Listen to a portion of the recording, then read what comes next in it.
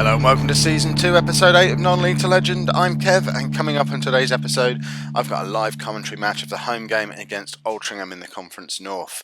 But before we get into that, let's have a look at the last 6 weeks or so of the season to see how we've been getting on.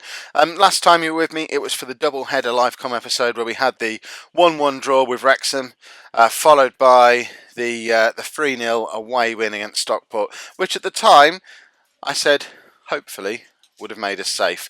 I did mention in the last episode as well that myself and Deli Adebola have completed our coaching qualifications. So Deli has got his Continental A licence, and I've got my National A licence.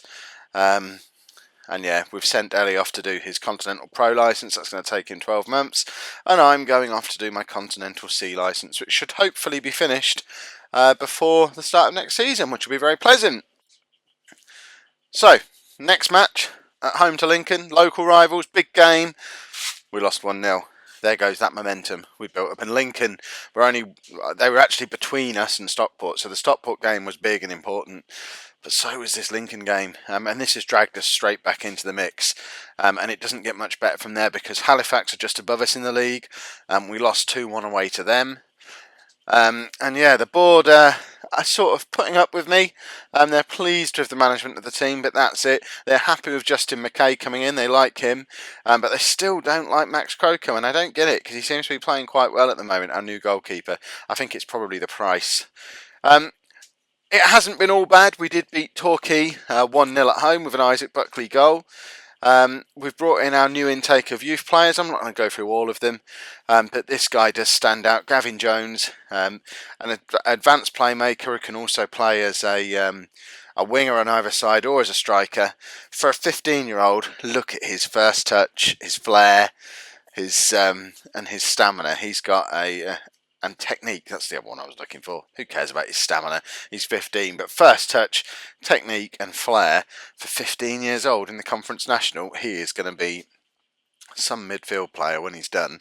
If we can just work on those physical and mental attributes, we could have a real player on our hands in Gavin Jones. Next game, we lost 2-1 away to Macclesfield. I know we're losing more games than we're winning at the moment, and it's not good. And that's where we are, 39 games into the season. So there's 7 games left. We've played 39 games. We're on 43 points. We're still meeting my criteria for what I'd class as a successful season. The problem is we're not pulling away from Stockport in 21st place the way I would like to. We're only 5 points clear of them. We've lost to Lincoln, who are the place above us. We've still got Altrincham to play. In fact, we're playing Altrincham today. I knew we were playing them soon, but we've got Altrincham today, who are currently 20th. If we lose that game, we're going to be down 1 place above Stockport, and it's going to start to look really scary. But again, it's another one of those games where if we win it, we start to build a little bit of a gap and a little bit of a cushion with not many games left to play. So, the team that we are going to be putting out for such an important game, we're going to be playing the Diamond, and that's how we're going to line up. So we've got Max Croker in goal. We've got a back four: Tom Field, Carl Piagiani, Jimmy Dunn, and Perry Cotton. That's pretty much set now. Occasionally Scott Garner comes in for one of the 2 centre backs, but it's usually that as our back four. We've got a midfield of Damon Lathrope as the ball-winning midfielder. Still not sure about this guy, but he is fit again, and he's the best defensive midfielder we've got at the club, so we've got to play him. And then a very, very good for this level central midfield partnership of Kyle Dixon and Justin McKay, with Jack Blake playing as a shadow striker behind a front two of Isaac Buckley and Jamie Wotton.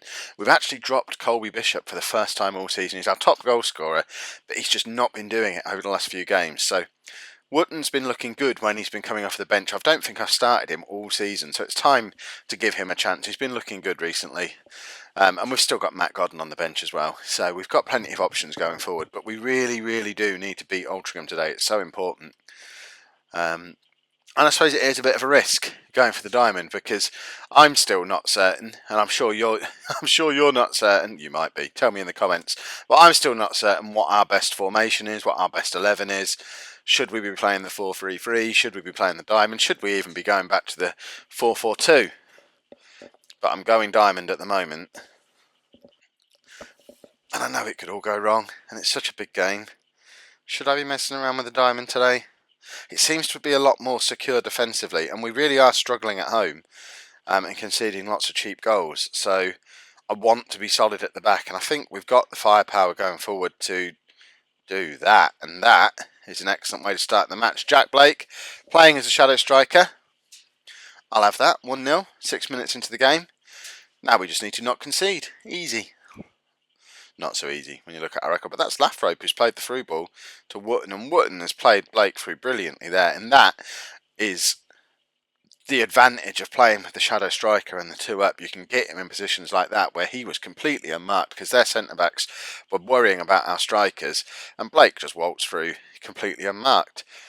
He could have some fun doing that today if we can continue to get some space in those kind of positions. Crocombe does well there. That was a clear-cut chance for Altrincham. So we've had one clear-cut chance each. Blake's done very well at one end with one of them, and Crocombe's done very well with a save at the other end. Altrincham are creating more chances than us though, although we are having the lion's share of the possession at the moment, so I can probably live with that.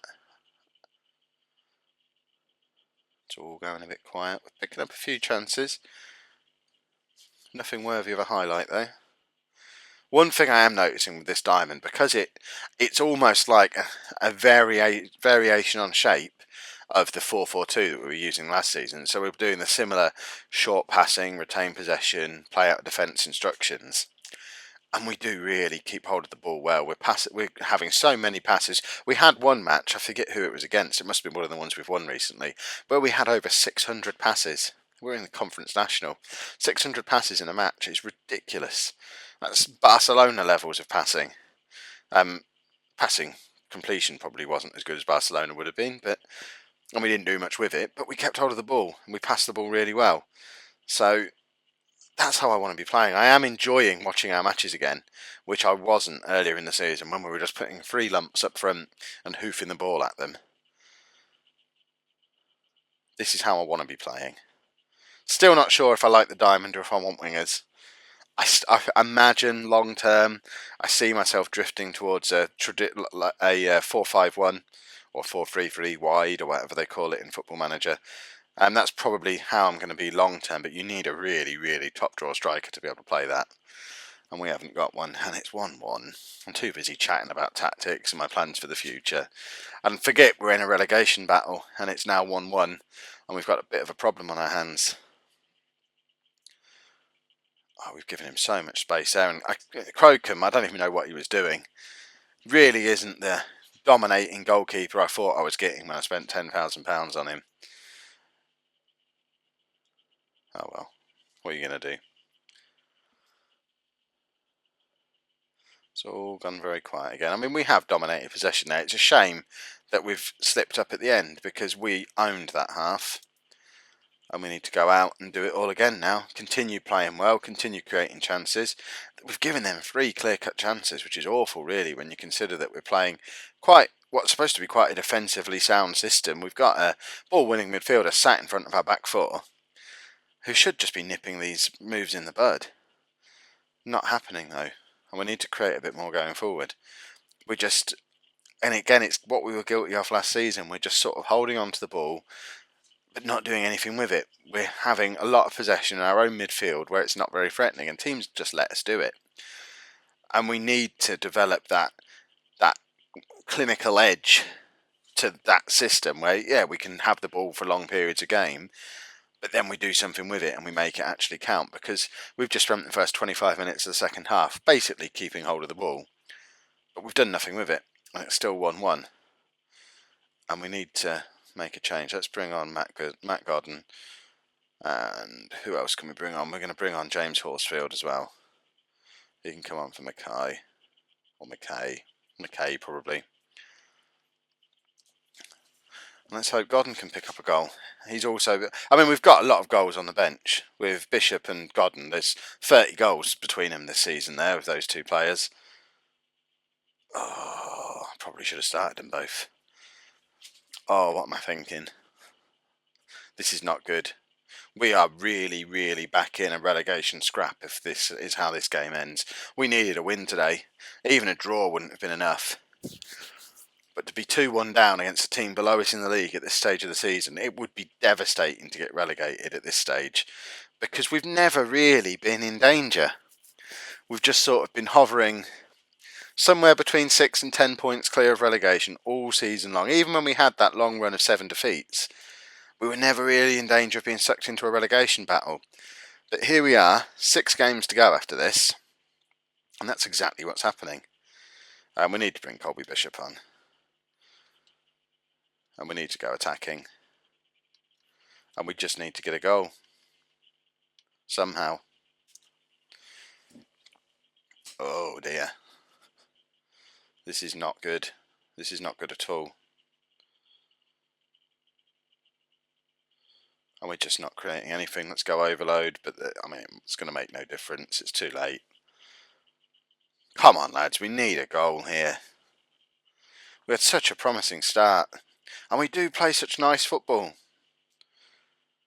But we're just giving away too many easy chances at one end, and we're not clinical enough at the other.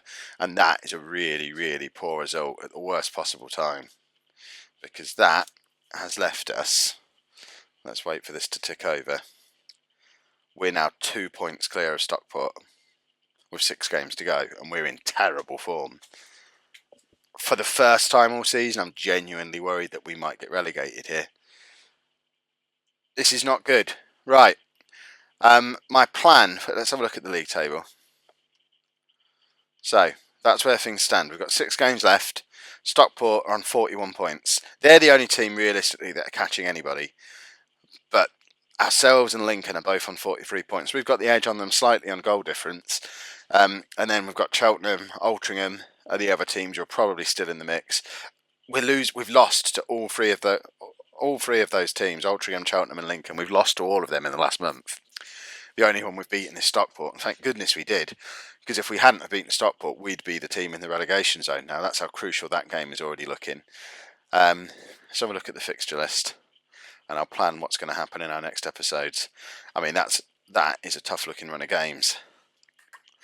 The only positive we've got there is we do perform a lot better away from home than we do at home. We've got 3 consecutive away games, and I'd like to think that might be enough to see us home. I think what I'm going to do is see where we are around about the York-Chester game and see what we need. What we might do is have a couple of back-to-back episodes with the last few games, or put a couple of games in the same episode. I don't want to do a really long series of episodes for this run-in, but I want to try and come back in when it gets a bit exciting again for you guys. So that's my plan at the moment. We'll see how it turns out, I guess. If you've enjoyed today's episode, pop a like on there for me, and make sure you subscribe to the channel so that you don't miss out on what looks like it's going to be a relegation battle in tomorrow's episode. Thanks very much for watching.